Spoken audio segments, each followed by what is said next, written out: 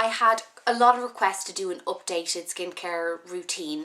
A lot of people were commenting on my skin and saying I look flawless. I do not.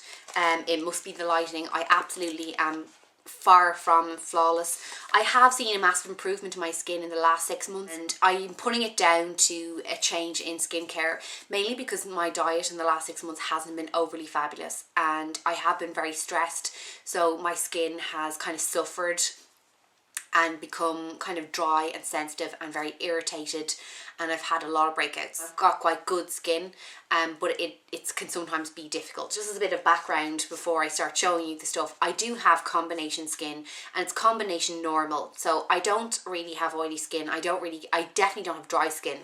I am completely normal on my forehead, nose, cheeks. The only part that is sensitive and prone to breakouts is my chin, but my chin is not really oily, it's just sensitive, and any new products near it just seem to flare it up, and it drives me crazy. And it's got much worse since I've like started experimenting with different products, which is why I'm heading down the natural route. So I will talk a bit more about that later, but I just want to show you what products I'm using at the moment as a little update and how I'm using them. Most of these aren't in my last skincare video, which I probably made maybe about 8 months ago, but one or two of them are, and the one that definitely is, I'm sure it is the Visibly Clear 2-in-1 wash and mask.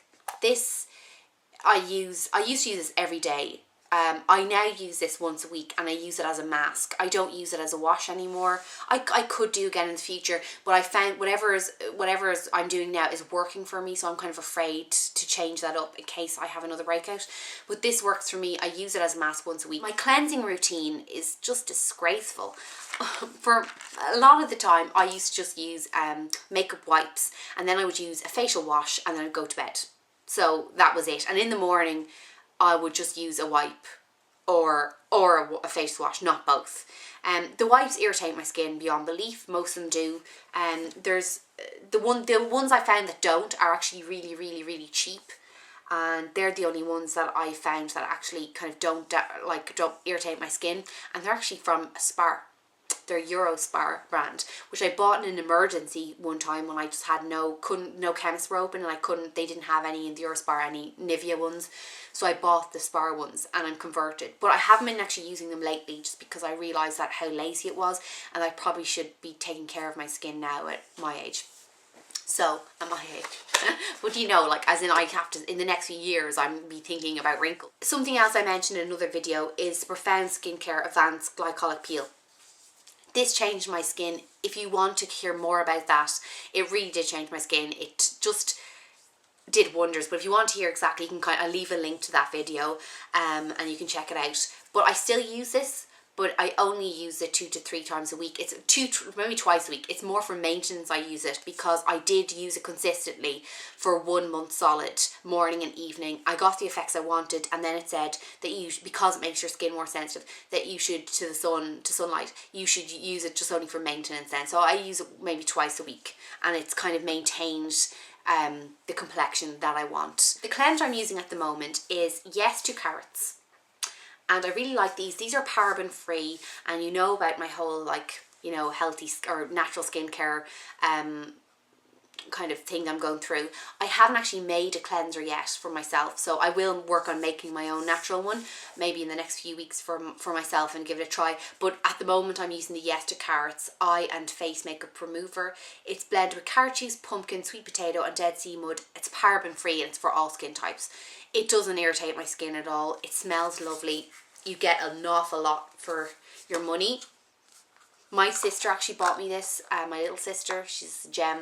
But because she came to my house and she was like, "You've no cleanser." I was like, "Just use a makeup wipe or face wash." And she said that was disgraceful, so she bought me it.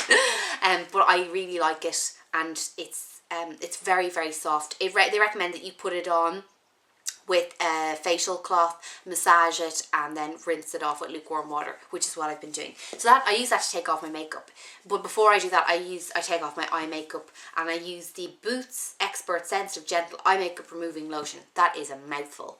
This is really cheap. It was a couple of euro, and you get 200 mils, which is really good. and it's my favourite eye makeup remover. So I take off the eye makeup, take off the foundation and the rest of my eye makeup, and then I kick in with my Clinique set, okay? And I mentioned this in the whole video, but just very briefly, I use 1 pump of the Acne Solutions Cleansing Foam. I don't have acne, but I've been having breakouts. I explained it all in that video, so I think I explained it in this one. I'm talking so much. The Clinique and Acne Solutions Clarifying Gel Lotion. Oh, that's like a toner astringent. I only use that around where I get the breakouts because I don't want to have any drying effect on the rest of my skin because I have normal skin everywhere else. And then the Acne Solution Clarifying Moisturizer, which I apply again in the area that I break out, but I don't apply it everywhere else. This might seem really complex. To me, this is quite lazy skincare because I could be doing so much more that I'm not. That's only in the last month that I've started to use those 3 into my routine, and I've noticed a huge difference in my skin. It's really improved my skin condition. And it's not because I'm using the acne stuff, it's because I'm actually cleansing, toning, moisturizing, which I probably wasn't doing really all the time. As far as moisturizing goes, I use Lancome Hydra Zen. I like this. It smells quite chemically. I like this. I really like this. I use it on my neck a lot. My neck and kind of my forehead. It's quite rich. It doesn't break me out. I still don't use it around the acne area though. The area that I've been breaking out. But I really like it. But I wouldn't say it's definitely not a must-have buy or anything. It's just because I haven't really tried anything else, and that was one that doesn't irritate my skin. Now, something I wanted to mention, 2 things. First thing is, before I go to bed every single night, I apply Carmex to my lips. That's I consider that part of my skincare routine. It's done. I do it when I'm taking off all my makeup and everything. I never go to bed without Carmex because the next day I like whatever lip product I put on to look nice and not to have dry skin underneath. So I really like that. The last thing I want to mention is oils for your skin. And I read quite recently I've been reading a lot about skincare just because I've been trying to make my own for my own purposes at home. Lots of dermatologists recommend that using an oil on oily skin, and although it seems like you'd be drying out the oil, it has quite the opposite effect generally, that if you try to dry out oily skin, your skin can create more of its own oils to kind of counteract what you've just done, what you've taken away. And so that was just something I was trying to bear in mind when I was making my own oil. But what got me started thinking about oils first was the Estee Lauder Advanced Night Repair. Now, you can use this day and night. It says it's for all skin types. It is expensive, and you just kind of pop out a little kind of drop in the tincture, massage it into your face and neck, and then apply whatever moisturizer you're going to use. Now, it's quite expensive, so I have been using it very regularly, and I decided that it is expensive enough that I would be hesitant to buy it again, even if it does anything good for my skin. It is quite natural and quite nourishing. It's not all natural though. There's preservatives in it, etc., etc., and probably some things that I wouldn't really like to know about in there too. But that led me to kind of try make my own, and I made my own using jojoba oil, which is similar to the Skin's natural oils, and I blended in some, I can't remember what I blended for my own skin type.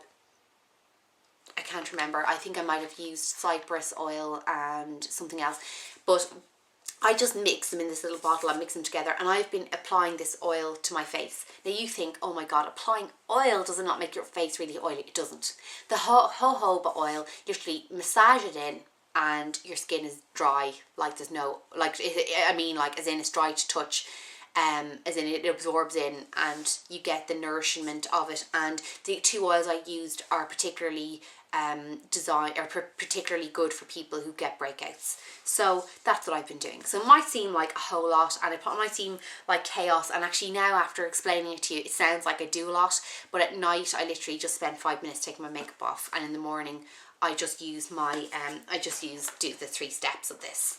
So that's how I'm keeping my skin in the condition it is at the moment. So thanks for watching everyone, and thanks for requesting this, and I'll talk to you guys soon. Bye.